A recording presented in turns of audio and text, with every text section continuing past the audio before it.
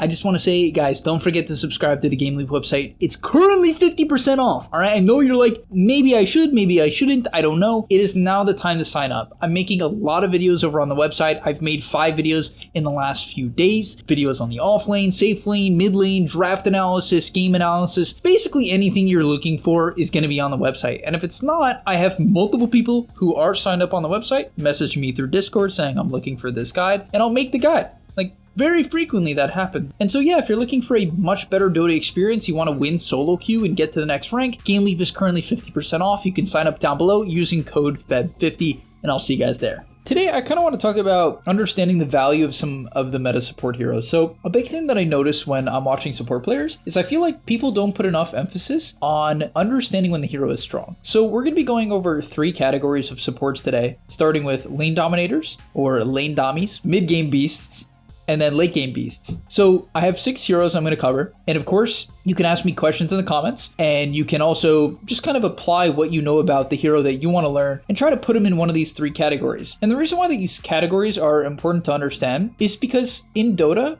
you have to apply more aggression or make certain decisions based on when your hero is strong. That's like arguably the most important concept to know in the game. When am I strong relative to my opponent? When should I farm? When should I fight? And what item should I buy so that I can abuse my power spike? Even for instance, a good way to think about this is I was coaching one of my friends recently on his Death Prophet, and we were kind of just talking about Spirit Siphon. And Spirit Siphon is one of the best early game abilities in the game. And so naturally, you want to get aggressive if you max out Spirit Siphon. As a result, you should buy items that synergize with that. For instance, Windlace, so you can stick on top of people.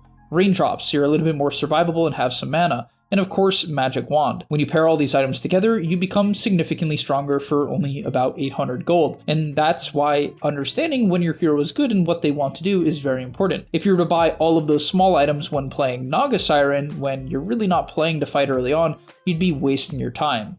All right, so let's get into the video. But before we do, I just want to say smash the like button, guys, and subscribe to the channel. It always means a lot if you guys can kind of help out the channel, support the channel, and hit that like button, so thanks. But all right, let's start off with lane dummies. We're going to start off with Crystal Maiden, and this is a big one that I notice. Players just don't buy enough regen, and it's crazy to me because if I'm picking Crystal Maiden in the competitive scene, and just give me a second, I know you're thinking, but I'm a pub player, how does this apply to me? Crystal Maiden in the competitive scene is picked with the intent largely to provide a little bit of control in the mid game, right? Frostbite is very good. I wouldn't say she's really picked for her mana, her ability to give mana. I actually don't think that at all. Really don't believe that's the important part of Crystal Maiden whatsoever. I don't think she's ever picked for that reason, actually. And she's picked for her lane dominance. At level 2, she is maybe the strongest hero in the game. With 2 nukes, 2 high damage nukes that are low cooldown that both disable. This hero is insane. It's straight up insane. If you get gone on by a level 2 CM, you often die at level 2. In fact, constantly when I'm playing against Crystal Maiden at a high level, we will have to talk, me and my lane partner will have to say, they're about to hit level 2, play safe. That is something we actively do. And so if you're playing Crystal Maiden, when you hit level 2, you need enough sustain to make things happen. And you have to understand this. Because another good thing I want to talk about is, I was talking to my friend, and you know Dota Plus, guys? The thing that tells you if you're doing well or not, right? The thing that gives the red arrows up and down, you know, you should have more last hits, more net worth. It's misleading sometimes. And the reason why it's misleading is net worth will drop if you buy a lot of regen. The problem with this though, is you're not necessarily having a bad game just because your net worth is lower than what the game thinks you should have, than what Dota Plus thinks you should have. Because the average player is not investing enough into shutting down the offlaner and enabling their safe laner. They're just not. Instead, they're rushing freaking Tranquil Boots. They have a Windlace and a Ring of Regen, and they can't cast their Crystal Nova. And you might be like, oh, I don't have mana problems on CM. It's because you suck. You're not spending enough mana. And that's the reality. If you pick Crystal Maiden, and you don't play to dominate the lane, just pick a different hero, right? Just pick a different hero. And it's not like Crystal Maiden's useless in the mid game. Frostbite at max level is a 6-second cooldown and a 3-second root. However, the cast range isn't that good, and her ulti, yeah, it's really crazy if it doesn't get canceled, but it's hard not to get it canceled. However, situationally, it does a lot of damage. So I'm not going to tell you Crystal Maiden's useless in the mid game. She's not. When she gets her level 10 health talent, a magic wand, raindrops, couple fluffy hats, very tanky, by the way, especially when her ulti is going 20 armor. Very hard to kill and counters certain heroes like Lycan and Slark, for instance, heroes that can't cancel the ulti but want to go on her. she's great against them. So she has some good mid-game matchups, don't get me wrong. But the biggest reason I would want to play and have CM on my team is to dominate the lane. So I'm going to invest all of my gold into exactly that. And the exact same concept applies with Undying. Yes, Undying is fine in the mid game. Maxed out Decay is a strong spell in teamfights. It does a lot. Tombstone for vision is insane. It's great for Roche control. It's great for taking Roche. Flesh Golem is also great for taking Roche and taking towers. Like, this hero really enables you to take objectives, and that's a big upside of picking Undying as a support, and definitely a selling point of the hero. But for me, the biggest selling point of Undying is to play aggressive in the lane. So if I'm going to spam this hero, if I'm going to pick this hero in solo queue, if I'm going to spend the time to do that, I'm going to make sure I'm, number one, perfecting my craft of the laning stage, learning how to use the tree line to get the first auto attack off, learning how to hit 2-man decays reliably, right, putting a focus on that, knowing when to place Tombstone and where to place Tombstone so that they get baited to hit it but can't kill it in time and die to it. You know, these small things that really change the tide of the game. I'm going to put an emphasis on learning that and then buying items once again to make that happen. The amount of low MMR Undyings who will rush mana boots or put a priority on even if it's not mana boots, just bigger items. Boots, Windlace, Orb of Venom, Magic Wand, these big items. These are big items for supports, guys.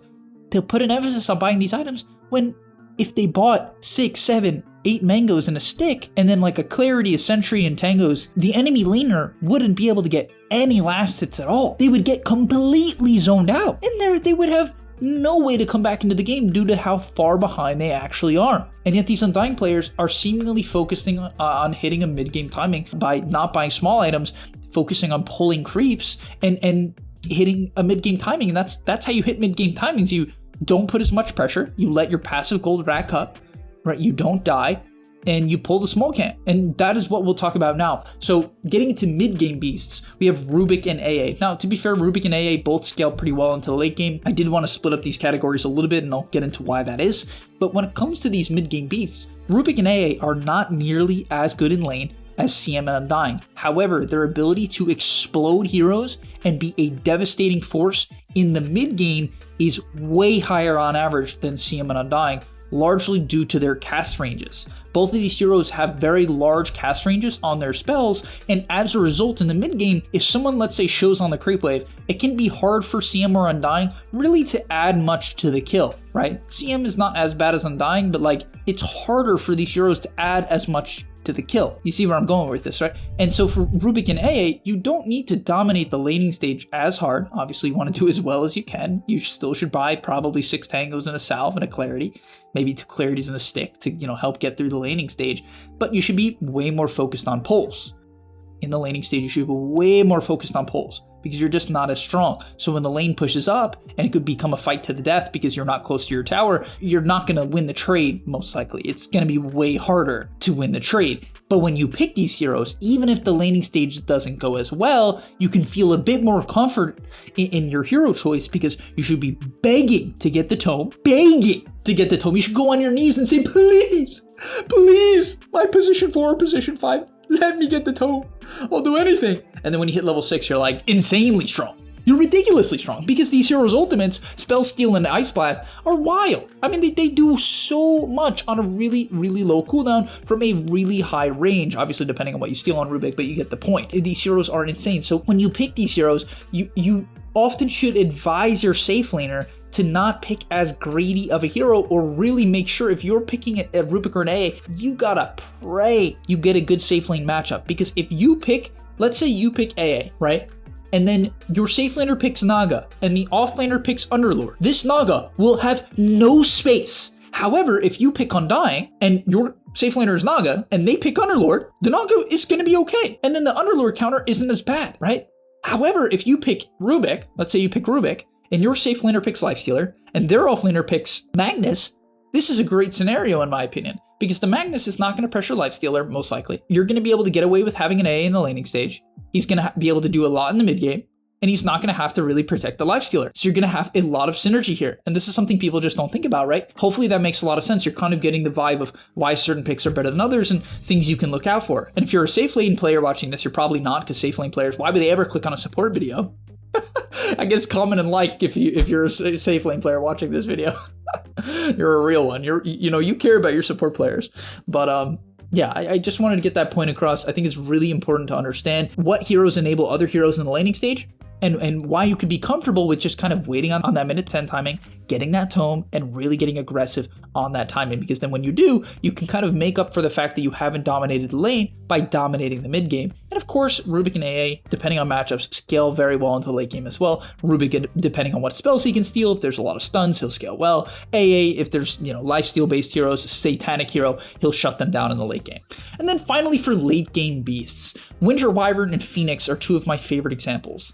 While Wyvern and Phoenix likely aren't going to dominate the mid game because they're not the best pick-off heroes, yes, if a teamfight happens early to mid game, they could be some of the strongest heroes in those scenarios. In 4-on-4s and 5-on-5s, in the mid game and the early game, they will do quite a lot due to Splinter Blast from Wyvern, Winter's Curse, and of course, Phoenix with Sunray and Supernova doing a lot of AoE damage. But a big thing to understand about these heroes is they're both not that good in lane, they're also not that great in the mid game, but situationally, they are broken. Situationally, these heroes' impacts are so gross, they will do more damage than the cores. However, they have such major flaws where Wyvern, let's say you're smoke gang, right? And you have a support Wyvern.